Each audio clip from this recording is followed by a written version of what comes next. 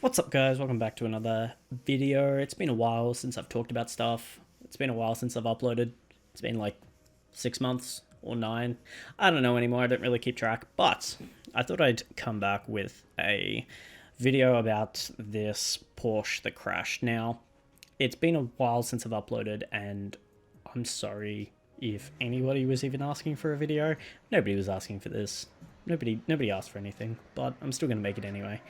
Hopefully I'll be uploading again soon, uploading more videos, more car related videos, a little bit of gaming related. I'm probably going to branch the channel out a little bit, but that's enough about this. Let's get straight into the video. Now you've probably seen this video floating around of this Porsche crashing. And a lot of people have already made videos, and if you look up the car you'll find heaps and heaps of people talking about why this person crashed or just giving accusations. Now I've gone through and kind of developed a sort of timeline, not really a timeline, but a good video to show exactly what happened and exactly what this car was, who this person is, and what the media did to screw it up. While the quiet streets of New York remain in lockdown amid the global pandemic that we're facing at the moment, one driver, Benjamin Chen, took it among himself to take full advantage of these empty streets. Now, when the story first broke, Fox News said that the car was stolen. Now, this wasn't the case, and Fox is dumb for saying that and not doing their research. Benjamin Chen is actually a supercar collector, and he was driving a super rare Porsche Carrera GT. This was modified by a tuning company in Germany called Gemballa. The Porsche was called the Porsche Carrera Gemballa GT. Now, what's different about this car is that the Porsche is actually valued at a lot higher than what the stock Porsche Carrera GT is valued at around $750 to $1.2 million. And it packs a punch with a 5.7 litre naturally aspirated V10 that outputs around 493 kilowatts, and that's around 610 horsepower. 25 of these Porsches were sold to the public, and the modification list is way too long to go through in one video. But these guys did an amazing job making a hell of a machine. Now, Gemballa, I don't think has come forward about the matter and hasn't said anything about it, and neither has Porsche. But what I can say is that videos show Chen spectacularly wrecking his car in a series of crashes in the heart of Manhattan early on Tuesday morning at around 7:30 a.m.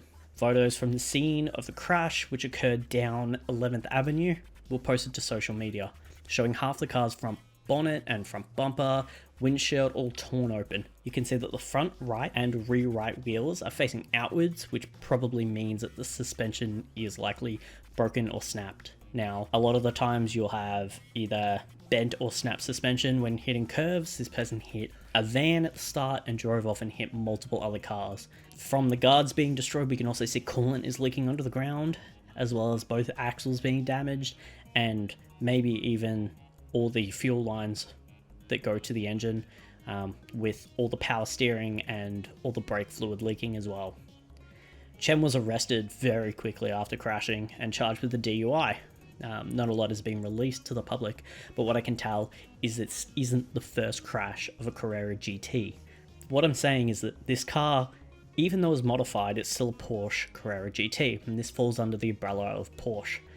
Paul Walker, obviously we all know that he passed away in a crash not caused by him, but by a member of his security team that was driving his car. This was a Porsche Carrera GT as well. Porsche was asked about the unfortunate crash that took Paul's life and came to the conclusion that it was not the car's fault. Now, I don't think it was Porsche's fault either, but two crashes with both of these cars, maybe Porsche should understand that people are going to get these cars and they're going to crash them, and it's going to put Porsche into a bad light. Now, I've made quite a few videos on people crashing cars. I've made it about McLarens, about Mercedes, and what I can say is that people are just bad drivers. You're always going to see people like this, and unfortunately when something like this comes to life and you see something like this happen and people die or people get injured, it just puts these cars in such a bad place, and people need to understand that supercars aren't just like normal cars. Like, even a hypercar is not a normal car. these need to be treated with the utmost importance. And this guy, being a goddamn supercar collector, should have known that this was going to happen, especially drink driving or even, God forbid, on drugs. Nothing's come out that he was on drugs, nothing's come out that he was drinking, but he was charged. And that alone, with hit and run and evading police and everything, not only that, but also being out during quarantine, would rack him up quite a big bill in fines and legal fees. This story is still developing, but this guy is going to be facing so long, at least behind bars, I would hope. Like, he could have killed somebody if this wasn't during quarantine. Just the crash alone can show that the damage dealt to his own car, he's lucky to be alive. Or even that he's lucky he didn't even get to top speed. The top speed of this car is almost 330 kilometers an hour, which is mental. Like, that's so fast, and yet this guy was driving it around like nothing, and I just find it ridiculous. Anyway, that's my take to this.